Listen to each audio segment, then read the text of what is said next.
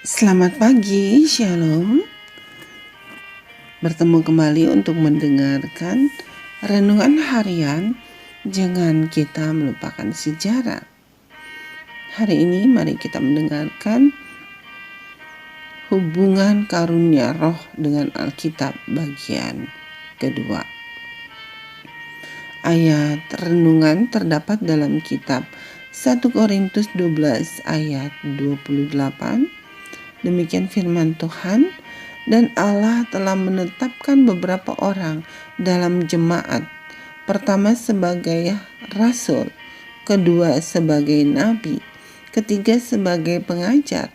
Selanjutnya, mereka yang mendapat karunia untuk mengadakan mujizat, untuk menyembuhkan, untuk melayani, untuk memimpin, dan untuk berkata-kata dalam bahasa roh. Mari kita dengarkan penjelasannya. Christian Connection memberi dampak besar pada gerakan awal Adventisme hari Sabat, termasuk pandangannya terhadap karunia-karunia rohani. Kita mempelajari pandangan para penganut Christian Connection mengenai topik ini melalui tulisan-tulisan William Kincaid, lahir 1783, salah seorang teolog terkemuka dalam gerakan ini.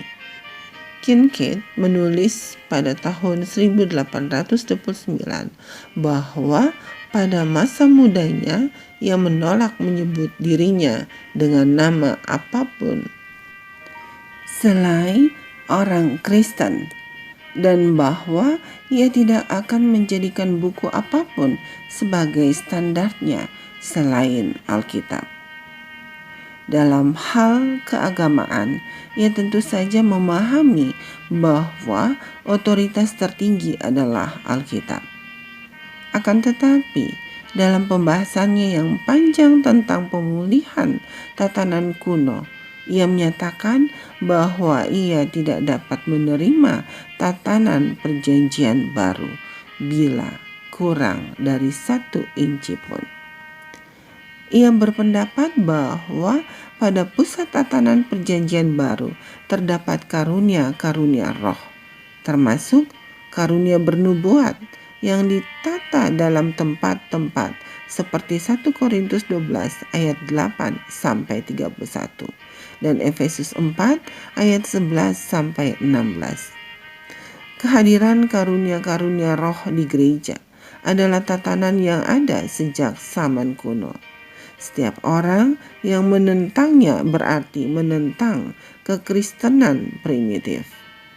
Bila ada yang mengatakan bahwa Allah lah yang menyebabkan karunia-karunia ini berhenti, maka ia sama saja dengan mengatakan Allah telah menghapuskan tatanan gereja perjanjian baru. Karunia-karunia ini merupakan tatanan yang sudah ada sejak sedia kala. Kincaid berpendapat bahwa karunia-karunia itu bukanlah karunia sementara yang berakhir pada zaman para rasul. Sebaliknya, karunia-karunia ini sebagaimana ditetapkan dalam kitab suci menjadi bagian dari pelayanan Injil sebagaimana apa adanya dalam perjanjian baru. Teologi Perjanjian Baru William Kincaid tentang kekekalan karunia roh dalam konteks Alkitab sebagai satu-satunya sumber otoritas adalah penting untuk memahami Adventisme hari ketujuh yang mula-mula karena 2 dari 3 pendiri denominasi tersebut aktif dalam Christian Connection. James White dan Joseph Bates memasuki Adventisme Sabat dari sebuah gerakan yang berpegang pada Alkitab sebagai satu-satunya penentu iman dan tindakan serta keberlangsungan karunia roh.